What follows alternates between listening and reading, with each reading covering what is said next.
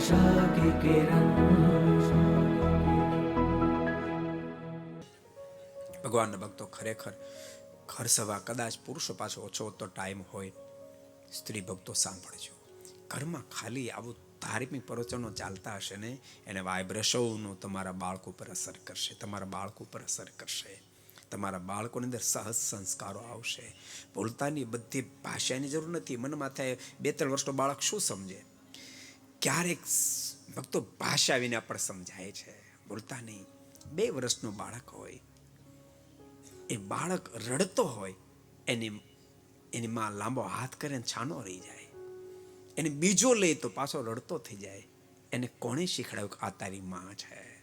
કોણે એ વાઇબ્રેશનને શીખડાયું છે? અહીં તો જાયશ ભાઈ, તું નિર્ભય છો, તું નિર્ભય છો.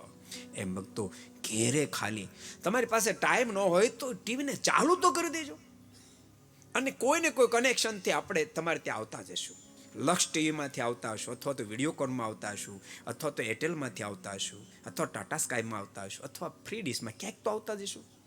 ક્યાંક તો કોન્ટેક્ટ હશે, અલગ અલગ જો નંબર છે, પણ એના માધ્યમથી, આસ્થા ભજનના માધ્યમથી ભક્તો રોજ રાત્રે 9 થી 10:30 અમે આવીએ છીએ. તમે સાંભળજો. એમાંથી ક્યારેક રાહ મળી જશે, ક્યારેક ભક્તો વૈશ્યનો કુટેવ છૂટી જશે, ક્યારેક ઘર વિખરાતા હશે, નાની એવી ગેરસમજને લઈને પરિવારમાં સંઘર્ષ સર્જાતો હશે. ઠાકોરજી બધું આપ્યું હશે, સુખ સંપત્તિ બધું જ હશે, પણ નાની અણસમજણને કારણે એ સુખ સમૃદ્ધિ બધી ઝેર જેવી થઈ જઈ રહી છે.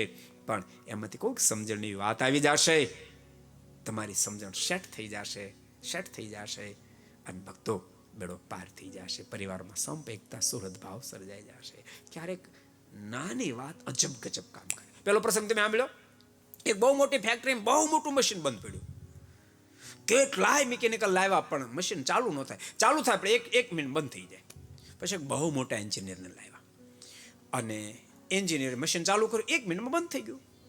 પછી એને એક હથોડો માર્યો અને કીધું ચાલુ કરો, પછી બંધ ન થયું. એટલે શેઠે કીધું કે કેટલા રૂપિયા થશે? તો 10,000 રૂપિયા. મજૂરી કેટલી? 10,000. ઓલા શેઠ તો હા ખાઈ ગઈ, એક હથોડાના 10,000? તો કે ના, હથોડાનો તો 1 જ રૂપિયો થાય, પણ 9,999 હથોડો ક્યાં મારો એના લાગે પડે. કે સમજાય તમને મારી વાત? એમ ભક્તો ક્યારેક જીવનમાં એવો હથોડો લાગી જશે, તમારા પરિવારના સંઘર્ષો વિરામ પામી જશે. દુઃખ સુખમાં પલટાઈ જશે. સાસુ વહુ અણબનાવથી રહેતા હશે, મા દીકરીની જેમ રહેતા થઈ જશે. પતિ પત્નીના થયેલા અણબનાવો તમામ વિખરાઈ જશે, અને ખૂબ પરિવારમાં સંપ, એકતા, સુહૃદભાવનું સર્જન થશે. સુખ ને સુખ થઈ જશે. માટે મારી ભલામણ છે, ભગવાનના ભક્તો જરૂર ને જરૂર એનું અનુસંધાન રાખજો. को पसंद आया हो तो लाइक करें और शेयर करना मत भूलिए. सब्सक्राइब करें सरदार कथा चैनल को और बेल आइकॉन पर क्लिक करना मत भूलिए लेटेस्ट वीडियो सबसे पहले पाने के लिए.